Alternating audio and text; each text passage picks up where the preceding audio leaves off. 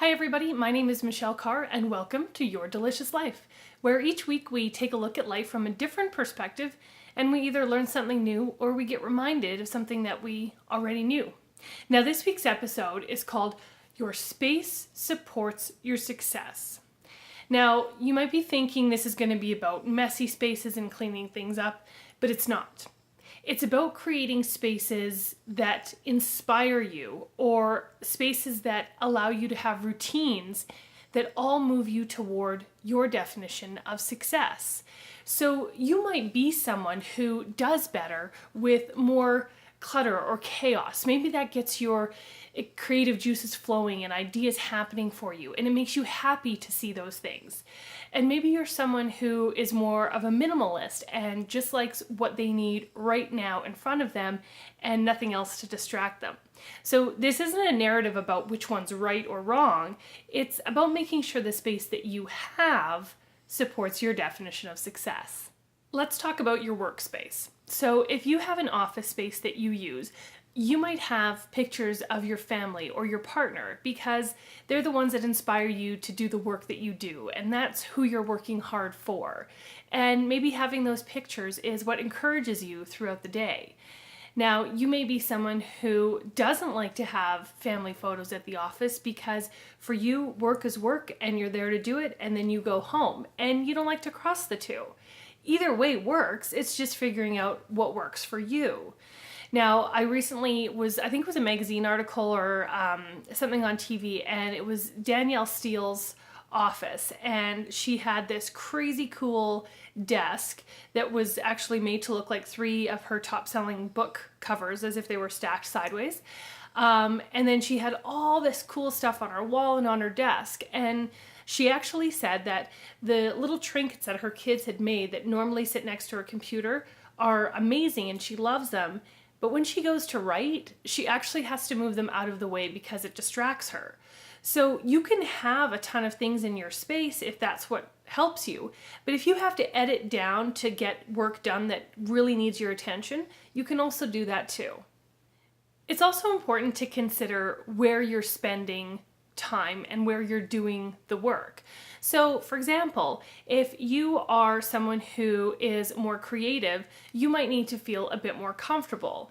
I know for me, when I'm doing creative parts of my work, I like to sit on the couch instead. I like to feel more comfortable because then I feel like the ideas are flowing better. But when I sit down to do accounting, I want to feel more planned out and strategic about what I'm doing. So I sit in a different space to do that activity. So where we are really can have an impact as well. Take working out at home, for example. Maybe you have a gym space in your home or a rec room that you use, but maybe it feels really weird to do your workout in your bedroom on that TV or in your living room where you normally relax. So you have to make sure the spaces themselves support what it is that you want. Closets can be a tricky space. Now, there's some thinking that you should only have the clothing that fits you right now. And if something's too big or too small, you should get rid of it. And some people say, well, that's ridiculous because I'm likely to change size again, so why would I have to buy a whole new wardrobe? Whatever your approach is up to you. Maybe you put the clothing that doesn't fit in a separate closet or in a separate area of your closet so that you're not seeing it on a regular basis. Or maybe it's just mixed in with everything else. You have to figure out what that feels like for you. For some people, if they see clothing that they bought but they've never worn, they feel guilty. Or if they see something that's a smaller size and they're trying to get there, but maybe the last couple of days haven't been the best health-wise, it makes them feel bad about themselves. So you don't want to create environments that make you feel negative. You want to create environments that make you feel good and inspire you. So maybe on the other hand of things, if you keep that bigger size pants in your closet, and by seeing them on a day-to-day basis, it inspires you to continue to work hard and stay the size you are now and not go back to that other size. You have to figure out which nuances are going to help you and which ones are going to actually pull you down a little bit. I think that when it comes to our spaces, they should really do one of two things, or both. They should inspire us and they should help us to create routines that move us towards the life that we envision for ourselves. So when it comes to routines, let's say you've decided, you know what, I want to get 7 hours of good restful sleep every night. That is what helps me be the best that I can be in the world and makes me a better partner, parent, friend, employee, whatever. So that's important to me. Well, if you want to have 7 hours of restful sleep, things like, soft music or journaling or reading, those kinds of activities will help us calm down the brain and get into a good restful state. But if we are watching TV to fall asleep, or we've got our phone on and we're flipping through Pinterest or Instagram while we're lying in bed, those activities have been shown to make sleep worse for people. So if you have that goal and that's what you want for yourself, you have to create a routine and an environment that supports that. So if your routine is to, play some soft music and, read a little bit before bed, then, you want to make sure you turn the TV off before bed and that you do get that music going so that it sets you up. And you don't want to have those distractions that are there that are taking you away from what it is that you really want. Another approach is to look at how we use spaces and what we want out of them. So maybe you have a goal of creating a really connected family. So you want to create spaces where you guys can sit with one another and spend time together.